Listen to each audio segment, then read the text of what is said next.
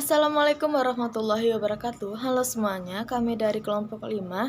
Kali ini kami akan mempresentasikan hasil diskusi kami mengenai persepsi dan pengalaman setiap individu dalam mengambil keputusan. Sebelumnya, kami akan memperkenalkan nama anggota kelompok kami. Saya sendiri Nundisa Alfajar, NIM 19042024, kemudian Fadiah Imrahi 19042056, Muhammad Abdul Husain 19042072, Destifani 19042115, dan Muhammad Alfi Zikri 19042152.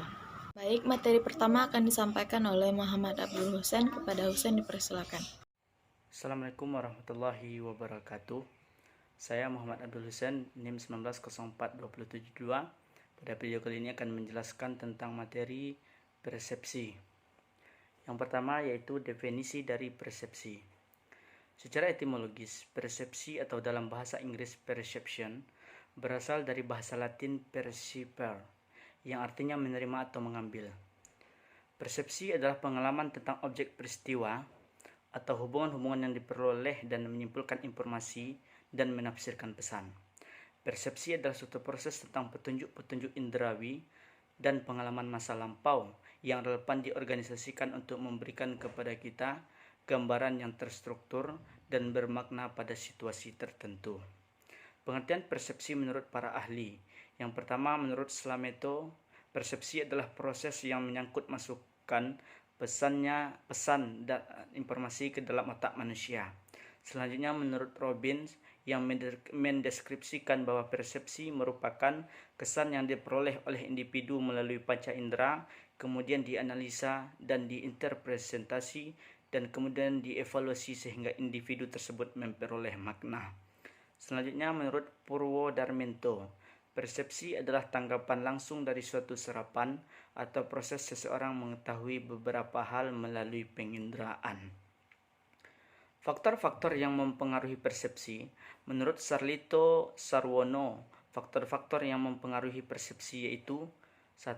Perhatian. Biasanya tidak menangkap seluruh rangsang yang ada di sekitar kita sekaligus, tetapi memfokuskan perhatian pada satu atau dua objek saja. Yang kedua, kesiapan mental seseorang terhadap rangsangan yang akan timbul.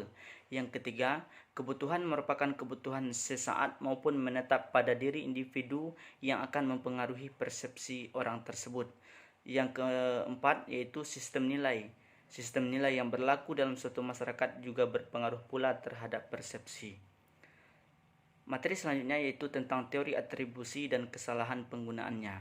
Teori atribusi yang sering dikenal adalah teori atribusi Kelly. Dasar teori atribusi adalah suatu proses mempersepsikan sifat-sifat dalam menghadapi situasi-situasi di lingkungan sekitar. Teori atribusi merupakan bidang psikologi yang mengkaji tentang kapan dan bagaimana orang yang akan mengajukan pertanyaan, mengapa, atau prinsip menentukan bagaimana atribusi kausal dibuat dan apa efeknya. Atribusi kausal pada intinya yaitu menjelaskan antara sebab akibat terhadap dua peristiwa. Terdapat beberapa jenis kesalahan dalam atribusi. Di antaranya adalah kesalahan atribusi yang mendasar, yang kedua adanya bisa melayani diri sendiri, yang ketiga atribusi defensif, yang keempat efek aktor pengamat. Sekian materi dari saya. Selanjutnya materi akan dijelaskan oleh rekan saya selanjutnya.